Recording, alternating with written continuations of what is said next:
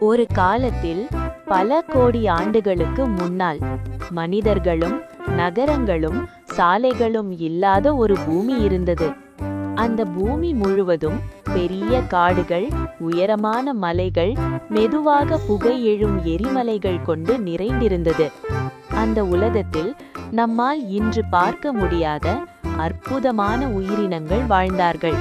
அவர்கள்தான் டைனோசர்கள்.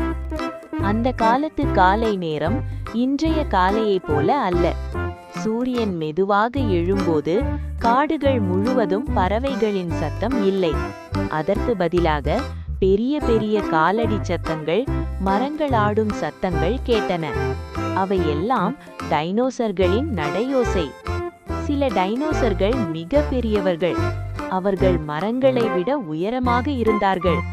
நீளமான கழுத்தை நீட்டி மரத்தின் உச்சியில் இருக்கும் இலைகளை சாப்பிட்டார்கள். அவர்கள் மெதுவாக நடந்து அமைதியாக வாழ்ந்தார்கள். அந்த டைனோசர்கள் பூமிக்கு சேதம் செய்யவில்லை, பூமியோடு சேர்ந்து வாழ்ந்தார்கள். சில டைனோசர்கள் நடுத்தர அளவில் இருந்தார்கள். வேகமாக ஓடுவார்கள். தங்கள் குட்டிகளை பாதுகாக்க ஒருவருக்கொருவர் உதவி கொள்வார்கள். அவர்கள் குழுவாக வாழ்ந்தார்கள். ஒற்றுமை என்றால் என்ன என்று அந்த காலத்திலேயே காட்டினார்கள். சில டைனோசர்கள் சின்னதாக இருந்தாலும் அவர்கள் மிகவும் சுறுசுறுப்பானவர்கள். காடுகளுக்குள் ஓடி மரங்களுக்குள் மறைந்து பாதுகாப்பாக வாழ்ந்தார்கள். ஒவ்வொரு டைனோசரும் தனக்கென ஒரு வாழ்க்கை முறையை கொண்டிருந்தது. பூமியின் மேல் மட்டுமல்ல, வானத்திலும் டைனோசர்கள் இருந்தார்கள். பெரிய சிறகுகளை விரித்து வானத்தில் மெதுவாக பறந்தார்கள். மேலிருந்து பூமியை பார்த்து காடுகள், மலைகள், நீர்நிலைகள் அனைத்தையும் ஒரே பார்வையில் பார்த்தார்கள். அந்த காட்சி மிகவும் அழகாக இருந்தது. அந்த உலகம் அமைதியாகவும் சமநிலையுடனும் இருந்தது. பூமி டைனோசர்களை தாங்கிக் கொண்டது. டைனோசர்கள் பூமியை மதித்தார்கள். இயற்கை மற்றும் உயிரினங்கள் ஒன்றாக வாழ்ந்த காலம் அது. ஆனால் காலம் எப்போதும் ஒரே மாதிரி இருக்காது. ஒரு நாள் வானம் மெதுவாக மாறத் தொடங்கியது. சூரிய ஒளி மங்கியது. காற்றின் சத்தம் மாறியது. பூமி சிறிது சிறிதாக நடுங்கியது. உலகம் மாற்றத்துக்கு தயாரானது.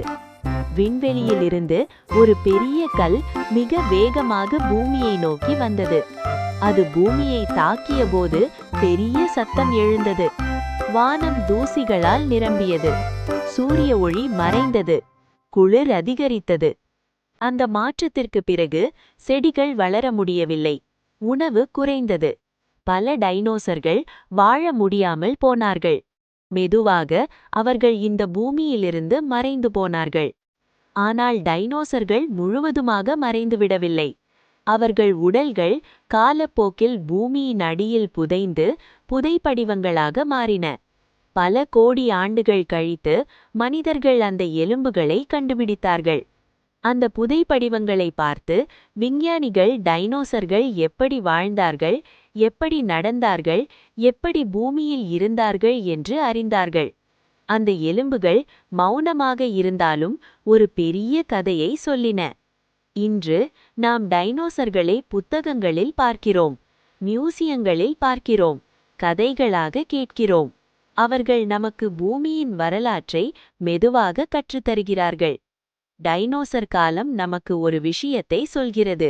இந்த பூமியில் எதுவும் நிலையானது இல்லை. மாற்றம் இயற்கை. இயற்கையை மதித்து வாழ வேண்டும் என்று அந்த கதை மௌனமாக சொல்லிக் கொடுக்கிறது. இதோடு டைனோசர் காலத்தின் மாயமான கதை மெதுவாக முடிகிறது. கண்களை மூடிக்கொண்டு அந்த பழைய உலகத்தை கற்பனை செய்து பாருங்கள். அந்த கற்பனையிலே டைனோசர்கள் இன்னும் மெதுவாக நடந்து அமைதியாக வாழ்ந்து கொண்டிருக்கிறார்கள். நன்றி குழந்தைகளே.